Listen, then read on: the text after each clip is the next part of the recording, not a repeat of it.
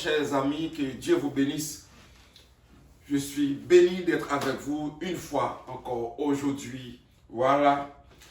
Et dans notre étude de la parole de Dieu, la semaine dernière, nous avons parlé de l'importance d'avoir la présence du Saint-Esprit, ou plutôt l'importance d'être rempli du Saint-Esprit. Pourquoi? Parce que dans le moment actuel, là où on est aujourd'hui, et si on marche n'importe comment, et vraiment ça ne va pas aller. Et c'est cette raison qui me pousse à vous encourager de marcher selon l'Esprit. Je vous ai dit, c'est toujours un avantage de remplir du Saint-Esprit, et surtout, Paul a même précisé, pour faire comprendre, dans la situation difficile, il y a des gens qui ont tendance à aller chercher un secours en quelque part, ou plutôt qui font des affaires, je dirais même bizarres. Mais, au lieu de prendre du vin, de l'alcool, c'est mieux d'être rempli du Saint-Esprit. Que Dieu vous bénisse abondamment. Mais aujourd'hui, nous allons voir ensemble, pour faire suite à ce sujet, nous allons voir la nécessité de bien nourrir le corps, l'âme et l'esprit. Je reprends. La nécessité de bien nourrir le corps, l'âme et l'esprit. Avant même, je m'en vais plus loin. Prions le Seigneur. Père, dans le nom de Jésus de Nazareth, merci pour ta présence. Malgré nos infidélités, Seigneur, mais tu restes fidèle, toi. Et c'est pour cela, Seigneur, nous t'aimons au nom de Jésus. Voilà, Seigneur, je suis ici, Seigneur, pour parler en ton nom. Nous savons, et je le sais également, qu'il y a beaucoup de gens qui sont dépressifs maintenant, qui sont découragés, qui sont en train de boussoler, qui ne savent pas quoi faire, qui cherchent une solution. Des fois, une solution rapide. Mais nous savons, c'est toi seul qui as la solution. C'est pour cela, je prie au nom de Jésus-Christ de Nazareth, afin que tu m'utilises davantage, Seigneur, pour que les cœurs puissent être touchés et transformés et aussi encouragés. Au nom de Jésus. Bénis chacun de nous. Bénis également l'évangéliste Matthieu, qui travaille avec moi pour l'avancement de ton royaume, au nom de Jésus. Amen. La nécessité de bien nourrir le corps, l'âme et l'esprit. Vous le savez, tout d'abord, dans le livre de la Genèse, nous connaissons tous que Dieu lui-même a créé l'humain, a créé l'homme à partir de la terre. Dieu a créé l'homme.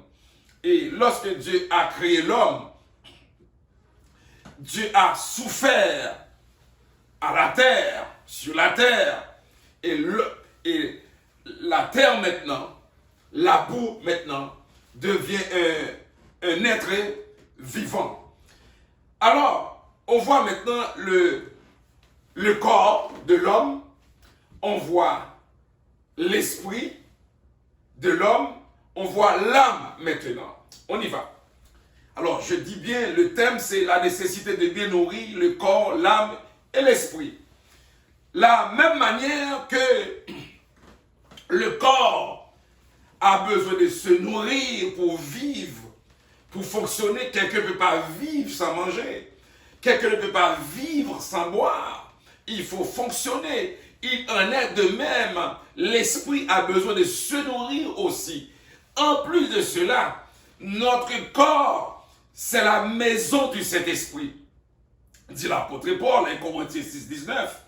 Notre corps, c'est la maison du Saint-Esprit. Où est-ce que le Saint-Esprit habite dans le corps? Alors, maintenant, si le corps a besoin de se nourrir pour manger, il faut se reposer, il faut dormir, il faut s'habiller, etc. Personne, à moins que si la personne perd sa tête, ne va pas mettre sa main dans le feu, ne va pas prendre un couteau pour se couper, etc. Il en est de même aussi, l'esprit a besoin de se nourrir. L'âme a besoin de se nourrir également. Alors, qu'est-ce que ça fait lorsque tout va très bien dans ce sens-là? On est équilibré. On est équilibré. Souvent, on arrive dans des situations difficiles. Chers auditeurs, chers abonnés, on arrive dans des situations difficiles, on ne sait quoi faire, où aller. Surtout dans ce temps de pandémie, si vous écoutez certaines vidéos ou des lives comme moi, vous pouvez constater tous les messages sont dirigés vers un seul but. Qu'est-ce qui va arriver la fin du monde, la fin du temps? Ou plutôt, il y a des questions qui se posent aujourd'hui qu'on ne se posait même pas 4-5 ans de cela. C'est comme un fils qui va demander à son père ou à sa mère, maman, papa, est-ce qu'on va être confiné pour toujours? Est-ce qu'on va rester à la maison pour toujours? C'est des questions que les parents n'ont pas vraiment des réponses. Et je dis toujours, je ne suis pas là nécessairement pour protéger les coupables, c'est pas ça le but. Mais qui a une réponse pour de vrai à la situation qu'on a aujourd'hui? Si j'entends les politiciens, si j'entends les hommes d'affaires, si j'écoute les intellectuels, les médecins, on dirait on n'a pas de solution. On ne peut pas dire quelque chose pour dire demain qu'est-ce qu'il va avoir, dans 2 mois qu'est-ce qu'il va en avoir, dans 6 mois. Ça veut dire c'est le temps que tout le monde, si vous avez le privilège de m'écouter aujourd'hui, de mettre la tête sur les épaules, et puis pour faire face à la réalité. C'est quoi la réalité aujourd'hui? C'est qu'on est dans un temps de Covid, c'est ça la réalité. C'est quoi la réalité aujourd'hui? On est confiné partiellement. C'est quoi la réalité aujourd'hui? C'est que beaucoup de gens ont peur à qu'est-ce qui va arriver pour leur maison, pour leur famille. C'est quoi la réalité aujourd'hui? C'est que nos jeunes veulent terminer leurs études et puis ils ne comprennent pas où ça s'en va. C'est ça la réalité. C'est ça la réalité. Mais lorsqu'on regarde cette réalité aujourd'hui, on dit quelque chose là. Si on doit protéger le corps, on doit protéger l'esprit. Alors, lorsque l'esprit est disposé, le corps est bien nourri, alors on peut avancer. La Bible nous dit, dans l'Ancien Testament, Amen, dans l'Ancien Testament, la présence de Dieu demeurait à l'intérieur d'un sanctuaire, par exemple. La présence de Dieu. Ça veut dire un homme comme moi, comme vous, monsieur, madame, ma soeur, mon frère, on n'avait pas cette présence en nous. Au contraire, il fallait rentrer dans le lieu très saint par le sacrificateur pour recevoir la plénitude de la présence de Dieu. Mais Dieu a fait quelque chose tout à fait spécial aujourd'hui.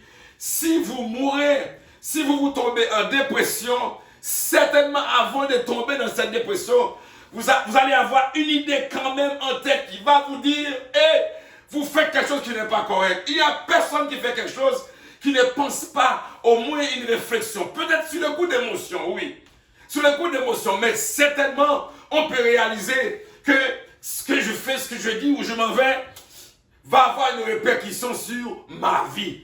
Alors, chers amis, je dois vous dire aujourd'hui, il faut non seulement nourrir le corps, mais il faut aussi nourrir le Saint-Esprit. Pourquoi je dis ça? C'est que maintenant, la présence de Dieu, écoutez-moi très bien, la présence de Dieu maintenant réside dans les cœurs des croyants. Et c'est pour cela que je vous parle aujourd'hui. Je vous encourage aujourd'hui de ne pas céder au découragement, de ne pas céder à la dépression, de ne pas céder aux problèmes. Il y en a, il va en avoir encore et personne ne sait quand ça va arrêter. Et quand les problèmes arrivent, ça touche tout le monde. C'est pas que je suis chrétien, il n'est pas chrétien ou quoi. Tout le monde, on est tous touchés. Si je dois dire d'autres choses aujourd'hui, en tant que pasteur, je dois faire des plans pour l'église. Qu'est-ce qui va arriver? Si la porte ne s'ouvre plus, comment? Même si on a de la foi, on prie. Mais les politiciens également, les parents également, les hommes d'affaires également, les secteurs privés également. On est tous en réflexion. Et c'est pour cela que je dis, il y a une nécessité de bien nourrir le corps, l'âme et l'esprit. Et je dis maintenant, Le corps, c'est la maison du Saint-Esprit. Avant, je le répète, avant, la présence de Dieu, c'était dans le sanctuaire. Maintenant, tu marches dans ton auto, tu embarques dans ton auto, tu conduis ton auto, tu es dans ta chambre, mon frère, tu es à l'église, tu es au boulot. Même lorsque tu es tombé dans le péché, laisse-moi te dire, ce corps-là qui est tombé dans le péché est le temple du Saint-Esprit. C'est à toi de prendre soin de ce corps-là pour que le Saint-Esprit puisse trouver la place pour s'habiter. Laisse-moi expliquer ça. De la même manière qu'on prend soin du corps, on doit prendre soin de l'intérieur aussi. On doit faire une place, le Saint-Esprit. Quand on reçoit un visiteur chez nous, par exemple, on a un visiteur qui doit rentrer, qui est arrivé de l'Europe, de l'Afrique, d'Haïti, peu importe où. Mais qu'est-ce qu'on fait? On prépare la maison pour recevoir les visiteurs. C'est de la même manière, on prépare le corps pour recevoir le Saint-Esprit. Et lorsque le Saint-Esprit est là, comme je vous ai enseigné déjà, le Saint-Esprit nous console. Le Saint-Esprit nous fait voir les choses autrement. Il nous éclaire les yeux et c'est pour cela, j'encourage mes frères et sœurs, j'encourage mes amis, j'encourage mes abonnés à éviter d'écouter des affaires qui vont vous amener dans un endroit périlleux. Écoutez quelque chose qui vont être utiles à votre croissance, soit pour le corps, soit pour l'âme et soit pour l'esprit. Le corps aussi a des appétits. Voilà. Le corps a des appétits. Des fois, ce n'est pas tout ce que le corps demande, on lui donne. On s'entend là. Laisse-moi répéter. Ce n'est pas tout ce que le corps demande qu'on lui donne. Des fois, si on est arrivé le soir, on a faim, mais on va au lit. Là, on ne peut pas prendre des grosses nourritures, des foufous, des bananes, parce qu'on va au lit. Ah, on va dire le corps là, il reste tranquille un peu. Je vais prendre une goûter, je vais manger demain. Vous comprenez le corps? Mais l'esprit aussi. L'esprit doit aussi nourrir. L'esprit nourrit aussi. On ne peut pas faire n'importe quoi. On ne peut pas donner le corps tout ce que le corps veut. On ne peut pas dire le corps, vas-y là, vas-y là. Et surtout pour les hommes et les femmes, vous m'écoutez, vous me comprenez. Si tous les désirs doivent accomplir à la satisfaction, eh bien, on serait où aujourd'hui? Que Dieu vous bénisse à comprendre cette parole. Je vous dis, frères et sœurs, la Bible nous met en garde contre tout péché qui conduit notre chair à obtenir ce qu'elle veut. La Bible nous met en garde contre tout péché, contre tout désir du corps à obtenir tout ce que le corps veut. La Bible nous dit de faire très attention.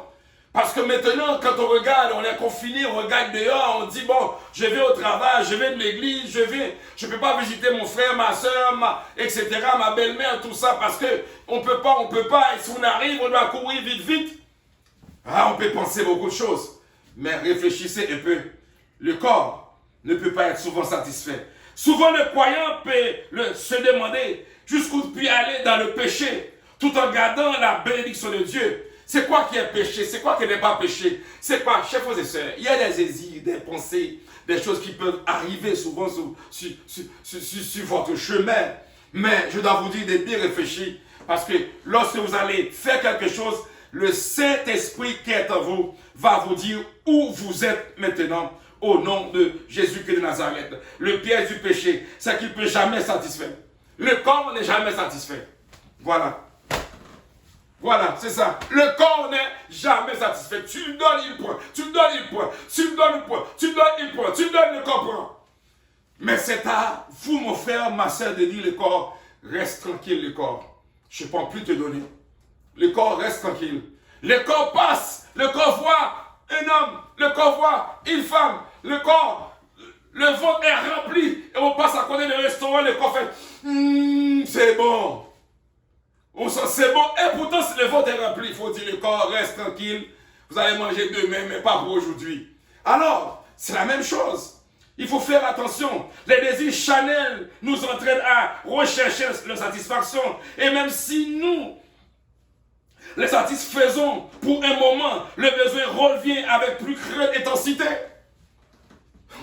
Si nous arrivons à satisfaire le corps pour aujourd'hui, c'est pour un temps. Ça veut dire, le péché aujourd'hui, écoutez-moi très bien, le péché que vous faites aujourd'hui, vous demandez pardon pour ce péché. Seigneur, pardonnez-moi, j'ai péché contre mon frère, j'ai péché contre ma soeur. Ça ne veut pas dire que le péché ne va pas revenir demain. Hein.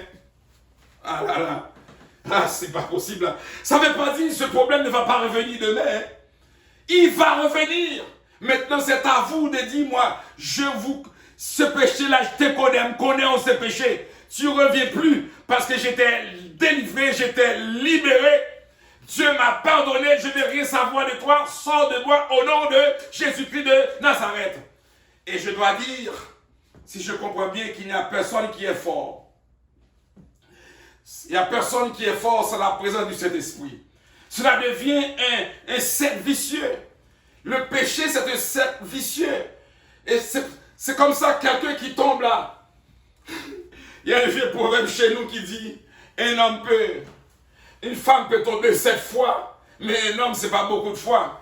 C'est pour cela qu'on peut voir, alors c'est un proverbe chez nous là. Voilà, un proverbe. Un homme, lorsqu'un jeune garçon est tombé, c'est plus difficile pour se relever. Mais une femme peut être tombée, se relever, tomber, se relever. Le proverbe dit 7 fois. Ça veut dire une femme peut avoir tous les problèmes du monde. Mais si cette femme se décide aujourd'hui de se reprendre en main pour retourner à l'école, pour arranger ses affaires, moi, ce qu'on m'a enseigné, là, ce que j'ai compris, c'est possible. Mais l'homme arrive à être découragé plus souvent. C'est ce qu'on m'a enseigné. Je ne sais pas. Mais c'est ce que j'ai lu, ce que j'ai enseigné. Même moi, je dis la vie, c'est un cercle vicieux jusqu'au moment où la puissance du Saint-Esprit vient briser ce cercle. C'est pour cela que je dis que le corps doit être nourri. Amen. Le corps doit être nourri, mais on ne peut pas gagner la bataille avec la force. Je le dis, on ne peut pas gagner la bataille avec la force. Pour gagner cette bataille, c'est juste quand le Saint-Esprit va intervenir et pour contrôler la situation, et maintenant, vous allez pouvoir libérer. 1 Corinthiens 6, verset 12. Toutes choses me sont permises, mais toutes ne sont pas utiles. Toutes choses me sont permises, mais je ne rendrai esclave d'aucune chose. Je peux faire toutes sortes de choses, mais ce n'est pas tout ce que je fais qui est utile. Ce n'est pas tout ce que je fais qui vaut quelque chose. Aujourd'hui, par exemple, on parle des ennemis du corps. Des ennemis du corps, les problèmes, les ci, les ça.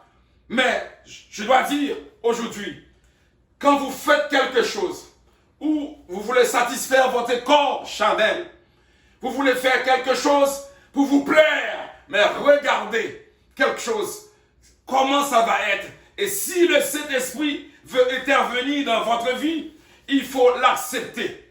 Et lorsque le Saint-Esprit est arrivé, maintenant ça change la situation. Que Dieu vous bénisse à comprendre. Parce que dans la situation où on est aujourd'hui, on a besoin d'une parole solide. Dans la situation où on est aujourd'hui, on a besoin de quelque chose de solide. Sinon, on va tomber, on va trébucher, on va finir mal, même après la pandémie. Il y en a qui sont déjà morts, qui sont déjà décédés durant la période de la pandémie, que ce soit dans les continents. Mais si on ne fait pas attention, même si vous allez être vivant après la pandémie, mais vous allez avoir des pensées droite et gauche, des pensées difficiles à fonctionner. Et c'est la raison, je vous dis aujourd'hui, de rester calme, de bien réfléchir sur ce que vous avez à faire. Après la pluie, c'est le beau temps. Même si les gens, les autorités, les hommes de science n'ont pas un mot sûr à nous donner en ce qui concerne la pandémie. Mais vous le savez comme moi, et je sais, si on a connu grippe espagnole, si on a connu la grippe espagnole, si on a connu la peste, si on a connu la lèpre, et vous et moi nous sommes encore là, et bien un jour comme aujourd'hui, nous allons mettre en arrière de nous cette pandémie qu'on appelle coronavirus, et ces jours-là nous allons vouloir nous asseoir ensemble pour travailler, pour continuer la vie. Que Dieu vous bénisse à comprendre cette parole. Nous allons voir maintenant. L'âme est l'une des choses les plus précieuses créées par Dieu. L'âme, c'est l'une des choses les plus précieuses créées par Dieu. L'âme nous permet d'expérimenter les relations avec les autres. et d'apprécier la beauté de notre environnement. Nous sommes créés à l'image de Dieu avec la capacité de penser, raisonner et même exprimer. Vous le savez déjà. Et je crois que c'est avec l'âme que je vais terminer. Frères et sœurs, vous savez, comme je dis dans mon introduction, Dieu a souffert dans la boue. Et la boue était devenue une âme vivante. Le corps était devenu une âme vivante. Nous avons vu, et la tripartite du corps maintenant, nous avons vu l'esprit de Dieu rentrer dans l'homme, et nous avons vu ici le corps de l'homme, et nous avons vu l'âme. Le corps, l'âme et l'esprit, parce que ça veut dire du Saint-Esprit de Dieu, de la boue, naît l'âme. Et l'âme ici, nous pouvons dire, c'est une partie sensible du corps. Et même après la mort, le corps va retourner à la terre. Amen. Oh Seigneur. Le corps va retourner à la terre d'où il était venu. Amen. L'esprit va retourner à Dieu d'où il était venu. Mais l'âme qui a été créée de l'esprit et l'homme et le corps, maintenant va devenir pour le jugement. Que Dieu vous bénisse à comprendre cette parole. Tout d'abord, chers frères et sœurs, nous voyons les 3 morceaux essentiels de l'âme. Et c'est pour cela, si on prend soin du corps, on doit prendre soin aussi de l'esprit. L'âme, c'est là cache l'intellect, notre capacité de réfléchir et de raisonner. On ne peut pas ignorer ça, frères et sœurs. On peut pas, dans un temps de pandémie, on peut rien ignorer. Tout est utile, tout est important. Par exemple, dans l'âme, la deuxième partie, on voit la volonté, notre capacité de faire des choix. Je veux faire ça, je ne veux pas faire ça, je vais aller ici, je ne vais pas aller ici. Et nous pouvons terminer. Dans l'âme, on voit les émotions, frères et sœurs. Notre capacité de sentir, de croire, de se souvenir. Chers frères et sœurs, Proverbe chapitre 2, verset 10, va nous dire, car la sagesse viendra dans ton cœur et la connaissance sera agréable à ton âme. Je dis, la sagesse, voilà, viendra dans ton cœur et la connaissance sera agréable à ton âme. La connaissance vient de l'âme. Que Dieu vous bénisse. Nous avons un travail à faire dans ce temps difficile. Psaume 119, verset 167. Psaume 119, verset 167. Mon âme observe tes témoignages et je les aime de grand amour. Mon âme observe tes témoignages. Ça veut dire, notre âme n'est pas nulle. Souvent, on occupe le corps, on s'habille, on mange, on boit, on fait tout ce qu'on a à faire, mais on néglige l'esprit, on néglige l'âme. Chers frères et sœurs, je vous dis quelque chose tout à fait important. Psaume 139, verset 14. Je te loue de ce que j'ai fait d'une étrange et merveilleuse manière.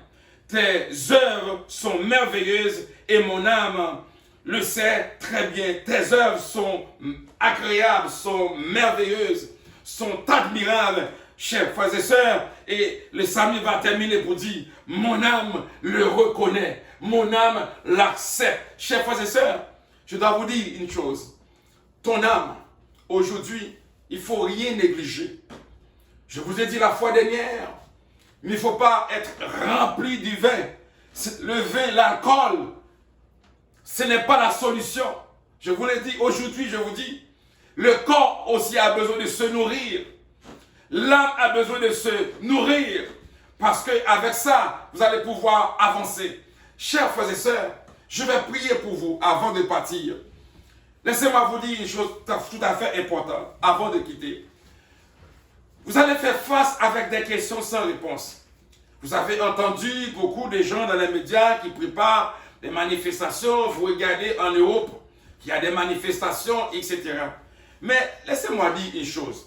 À moins que s'il y a quelque chose que vous ne connaissez pas, que je ne connais pas non plus, mais si on regarde la situation actuelle, on voit qu'un homme n'a pas la solution. Je le répète, un homme n'a pas la solution. Une fois encore, je vois un monsieur ou une madame n'a pas la solution. La solution c'est tout simplement Dieu qui l'a. Nous devrions faire beaucoup d'attention. Nous devrions prendre beaucoup de précautions, des mesures de distanciation, respecter les mesures sanitaires. Mais je dois vous dire, il faut qu'on prie les uns pour les autres. Il faut qu'on prie pour les décideurs. Il faut qu'on prie pour les politiciens. Il faut qu'on prie pour les responsables de la santé publique parce qu'ils ont du pain sur les planchers. Ils ont beaucoup de boulot, beaucoup de travail à faire. Et je crois, pendant que beaucoup de gens dorment, ces autorités-là, ils passent la nuit à réfléchir, à écrire, à prendre des notes, à écouter les nouvelles pour voir comment ils peuvent s'ajuster. Alors, si on a quelque chose à faire, ce n'est pas casser le mur. Si on a quelque chose à faire, ce n'est pas briser l'un l'autre. Si on a quelque chose à faire, ce n'est pas de donner la responsabilité de la situation à mon frère qui est à côté ou à ma soeur qui est à côté. C'est de bien réfléchir pour savoir, nous avons un travail. Le corps a besoin d'être bien nourri. Aussi, l'âme a besoin d'être bien gardée. Et l'esprit aussi. Nous sommes, le corps a besoin de l'esprit. L'esprit a besoin du corps. Et le corps a besoin de l'âme. Lorsqu'une partie de ces trois parties est affaiblie, c'est tout l'être humain qui est aussi affaibli. Même dans un corps métier, pendant que je prépare et ces quelques lignes aujourd'hui, je réfléchissais, lorsqu'on est dans un orchestre, on est dans un band musical, on est dans un orchestre, et chaque musicien, pour que l'orchestre soit bien marché, bien fonctionner, il faut que chaque musicien joue très bien sa partition. Par exemple, le saxophoniste a sa partition, le trompettiste, le guitariste, etc. Et puis quand tout le monde joue bien leur partition, chacun joue bien sa partition, et qu'est-ce qui arrive finalement? Il y a une harmonie que tout le monde sent que ça va bien. Mais si le corps ne joue pas sa partition, l'esprit va payer le prix. Et si l'esprit joue bien sa partition et le corps ne fait rien, le corps va payer le prix. Si l'âme est bien disposée, comme on dit, mon cœur et mon âme sont bien disposés, et puis le corps n'est pas disposé, il y a une partie quand même qui va payer les prix. Pour éviter tout cela, il faut prendre soin du corps, il faut prendre soin de l'esprit, il faut prendre soin aussi de l'âme. Que Dieu vous bénisse. Et tout ça va se faire dans la présence du Seigneur. Prions le Seigneur. Père, dans le nom de Jésus de Nazareth, je vous remercie pour ta faveur et grâce. Merci Père. Tu as été pour nous un refuge.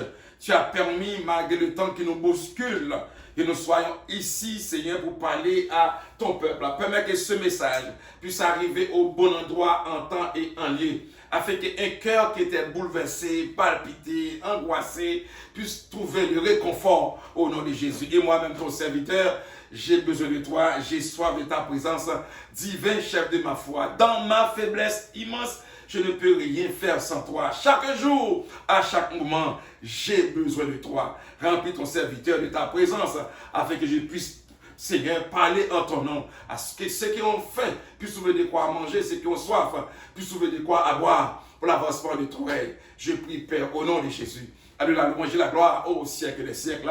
Amen et Amen. J'espère que vous avez appris aujourd'hui quelque chose. Et en ce qui concerne le corps, l'âme et l'esprit, j'étais vraiment bref. Vous avez appris quelque chose quand même, mais si cela vous plaît, je vous encourage à partager, et que ce soit sur YouTube, et Église et PPD, et Facebook, Rêve Serge Brutus. Je vous encourage à partager. Sans doute, il y a quelqu'un tout près de vous, un ami, qui est découragé, qui est déboussolé, qui veut tout casser, qui veut tout éliminer. Peut-être cette petite parole qui n'est pas si longue, 2, 3, 4 temps, va être utile à quelque chose. Que Dieu vous bénisse. À la prochaine.